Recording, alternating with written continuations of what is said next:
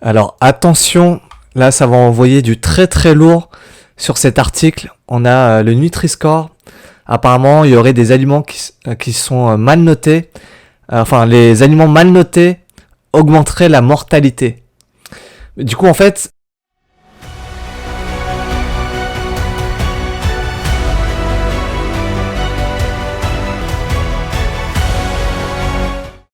salut les amis, j'espère que vous allez bien, c'est Jacques. Alors aujourd'hui, on va aborder un nouveau thème de vidéo. Alors je vais vous parler du Nutri-Score.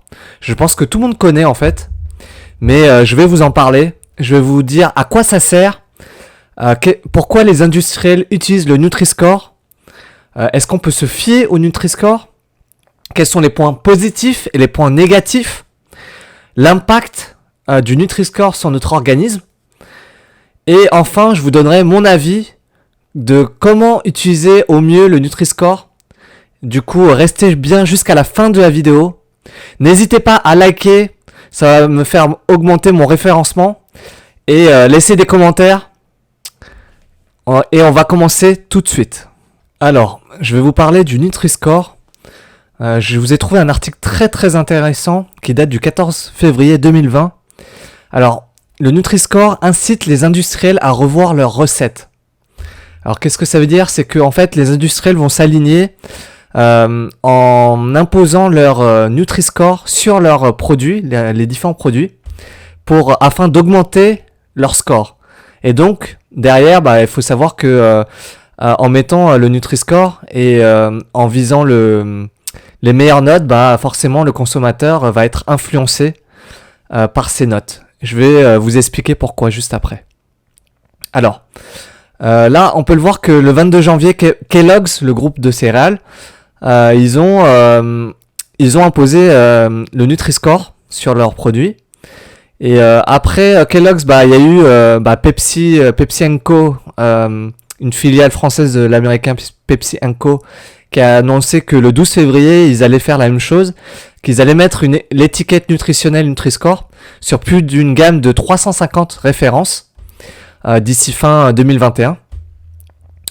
Et en plus, on a dès avril, ça veut dire qu'en avril 2021, normalement, il y a déjà ces Nutri-Score qui sont déjà présents sur les soupes, les chips Lay's que tout le monde connaît, les biscuits apéritifs et des céréales Quaker, je crois que ça se dit comme ça, que vous consommez le plus souvent en apéro. Et également sur des boissons comme Tropicana, Pepsi et Lipton. Du coup, si vous faites attention lorsque vous achetez vos différents produits au supermarché, vous verrez qu'il y a ce Nutri-Score présent. Alors par la suite, on a UFC Que Choisir. Alors UFC Que Choisir, c'est pas se battre, hein, bien sûr. Hein. Bon, blague à part, UFC Que Choisir, en fait, c'est l'Union fédérale des consommateurs. En fait, leur objectif, c'est d'informer, de conseiller et de défendre les consommateurs. En fait, eux, ils saluent cette décision et ils interpellent d'autres grands groupes agroalimentaires de faire la même chose, comme par exemple Coca-Cola, qui a dans sa gamme énormément de boissons, comme Fanta, Spritz, Minute Maid, Powerade, etc. Ou un autre conglomérat agroalimentaire américaine, Mondelez, qui commercialise les produits les plus connus, hein, que vous connaissez, Milka, Lu, Prince, Mikado, ou même Tuc ou Oreo. Je savais même pas qu'ils avaient autant de marques aussi connues. Et même Mars, qui possède Snickers, M&M's, Bounty et Twix. Bon, par contre, il y en a toujours un qui refuse d'imposer ce Nutri-Score. Vous avez le groupe italien Ferrero, qui a sa marque, son produit le plus phare, c'est Nutella. Mais bon, peut-être qu'un de ces jours, ils s'y mettront également. Alors déjà, je vais vous expliquer comment ça marche, ce code couleur, cette classification des aliments, en fait. Du coup, en fait, comment ça marche? Alors déjà, sur cette étiquette, ça permet d'évaluer les qualités nutritionnelles des aliments transformés, à l'exception des herbes aromatiques et des boissons sauf celles alcoolisées. Du coup, on compte pas tout ce qui est alcool. Et ce Nutri-Score, en fait, c'est une échelle de couleurs, comme vous pouvez le voir ici. C'est une échelle de couleurs avec des lettres entre A et E. La A qui est en gros qui est super comme note, et E en rouge qui n'est pas top du tout. Et en fait, ce score, ça prend en compte pour 100 grammes de produits la teneur en nutriments et aliments à favoriser, c'est-à-dire fibres, protéines, fruits et légumes, et en nutriments à limiter, que ce soit en énergie, acides gras saturés, sucre et sel.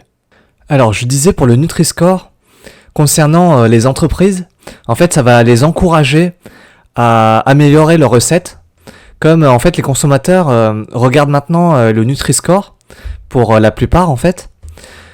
Et en fait, le Nutri-Score, à la base, ça reste facultatif. Que ce soit les industriels ou les distributeurs. Mais on voit une tendance, du coup, tout le monde s'y met. Et comme les concurrents ne veulent pas se faire dépasser par les autres, ils vont donc suivre et se mettre au même niveau que les autres. Par exemple, on a Intermarché, qui est un distributeur, qui vont revoir toute leur gamme de produits. Là, notamment, c'est 900 recettes pour afficher un Nutri-Score entre A et C. Ou on a même un autre distributeur, Casino, super connu. Ils ont un objectif sur 1000 produits de revoir le Nutri-Score d'ici fin 2021. Et on a également Kellogg's, qui sont les céréales. Ils vont apposer, oui, bien sûr, le logo sur leurs céréales entre 2020 et 2021. Et ils vont essayer de retravailler leurs recettes parce que en fait dans leurs céréales c'est tellement sucré que en fait c'est chaud quoi. C'est trop sucré. Et du coup ils ont quand même essayé de réduire ce sucre justement dans les céréales Coco Pops. À l'époque moi je connaissais Miel Pops, mais d'accord, Coco Pops, pourquoi pas. Et du coup, ça a un très bon côté, ce Nutri-Score. Et je vais vous donner une autre étude que vous allez kiffer. Alors attention, là ça va envoyer du très très lourd sur cet article. On a le Nutri-Score. Apparemment, il y aurait des aliments qui sont mal notés. Les aliments mal notés augmenteraient la mortalité. Du coup, en fait, ça se base sur une étude française qui a été menée par l'INSERM, l'INRA, le CNAM et la Sorbonne. Alors, consommer des produits classés rouges au Nutri-Score augmenterait la mortalité et le risque de souffrir d'une maladie chronique. Alors là, si ça, c'est pas une information choc, je m'y connais pas alors.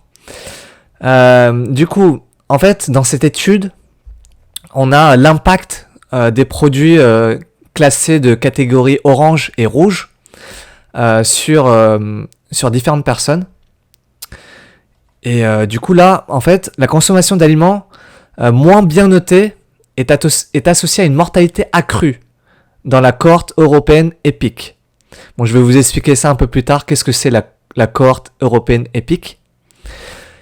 Et en fait, à la base, en fait, le Nutri-Score, ça a été élaboré pour aider les consommateurs, pour qu'ils fassent les bons choix et qui privilégient les aliments les moins riches en sucre, en sel, en calories et en graisses saturées. Alors, en principe, normalement, juste en voyant cette classification, ça permet d'avoir un coup d'œil très rapide et de choisir les bons aliments, en principe.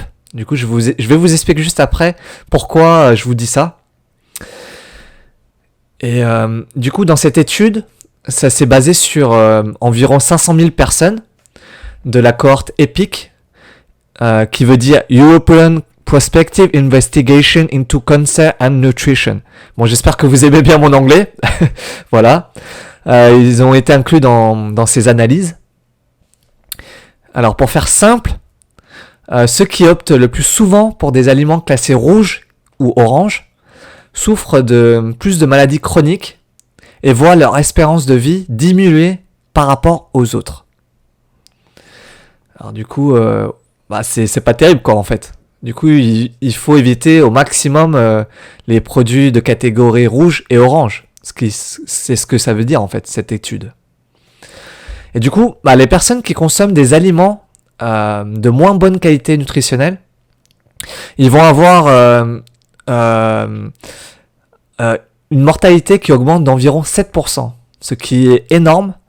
Enfin, ça c'est d'après la chercheuse Mélanie Deschazos de l'INSERM.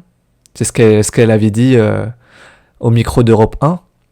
Alors, vous voyez que les aliments qui provoquent une augmentation de 7% de la mortalité, alors ce sont des aliments qui sont riches en énergie, riches en sel, en sucre, en acides gras saturés, et des aliments pauvres en fibres, en fruits et légumes ou en protéines.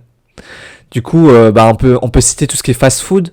Du coup, à force de manger beaucoup de fast-food ou d'autres aliments trop gras, avec des graisses trop saturées ou même des graisses trans, où je pourrais vous faire une vidéo là-dessus plus tard, si ça vous intéresse, bien sûr. Et du coup, là, on voit également que on a un suivi entre 1992 jusqu'à 2015 de 53 000 participants environ qui sont décédés de causes non accidentelles, c'est-à-dire en gros tout ce qui est cancer et des maladies avec l'appareil circulatoire, respiratoire ou digestif. Et là, vous voyez que en fait, on a le Nutri-Score ou même le score sur le FSAM NPS que je ne vous citerai pas, enfin je vous en parlerai pas du tout, mais c'est une autre classification. En fait, ces deux classifications, en fait, ils ont caractérisé la qualité nutritionnelle des aliments, mais aussi la pertinence de l'utilisation du score FSAM NPS et du Nutri-Score dans le cadre de la politique de santé qui vise à orienter les consommateurs vers des aliments de meilleure qualité nutritionnelle. Et en fait, c'est dans le but de prévenir des maladies chroniques. Alors, est-ce qu'on peut se fier au Nutri-Score ? Alors déjà, je vous ai trouvé un article, mais très très intéressant, sur les points positifs et les points négatifs du Nutri-Score. Alors déjà, vous voyez que les frites surgelées, ils ont la note de A, alors que le saumon fumé, ils ont la note de D. Alors vous allez vous demander, mais comment ça se fait, quoi ? Du coup, moi, je vais vous expliquer pourquoi. Et pourtant, c'est pas une erreur, c'est vrai. Je vais vous démontrer pourquoi, tout de suite. Alors déjà, lorsqu'on a déjà comment se calcule le Nutri-Score de manière très simple. Alors déjà, ça va se calculer en fonction si l'aliment a trop d'énergie, de la graisse saturée, du sucre ou du sel. Et donc, à partir de ces indicateurs, ça va entraîner des points négatifs entre 0 et 40. Alors que si on a des aliments qui ont énormément de fibres, de protéines ou un pourcentage important de fruits et légumes, que ce soit des légumineuses également ou des noix, ça va donner un score positif entre 0 et 15. Du coup, je vais éviter de vous faire des maths très complexes. Je vais vous expliquer de manière très simple. Alors déjà, quand vous avez la note de A, alors le score est compris entre moins 15 et moins 1. Pour B, entre 0 et 2. Pour C, entre 3 et 10. Pour la note de D, entre 11 et 18. Et le score de E, entre 19 et 40. Je pense que maintenant, vous avez compris. Alors, par contre, le Nutri-Score, on a un point négatif quand même. Alors, déjà, à la base, ça peut être une très bonne indication pour savoir si un aliment est sain ou pas du tout. Mais le Nutri-Score ne dit pas tout. Par contre, il ne tient pas compte, par exemple, de la présence d'additifs, d'allergènes, d'arômes artificiels ou de contaminants, ni de la taille de la portion. Du coup, ça peut être des points assez négatifs. Et également, il ne tient pas compte du mode de préparation, en gros, de la cuisson d'un aliment, en fait. C'est pourquoi on a des aliments tels que les frites ou les croquettes surgelées qui ont une note de A. Alors que si on le fait préparer avec de la graisse, en gros tout ce qui est huile, huile de tournesol par exemple, ça va augmenter drastiquement le score, mais en gros de A vers D ou E. Et si on rajoute du sel, là c'est pire, on arrive à E quoi. Du coup là, on est un peu mort dans le game. Si vous avez kiffé la vidéo, n'oubliez pas de liker la vidéo, de me mettre en commentaire les sujets que vous voudriez que j'analyse et que je ferai avec plaisir, bien évidemment. Et je répondrai à toutes les questions si la vidéo n'était pas assez claire. Et je vous laisse là. À la prochaine!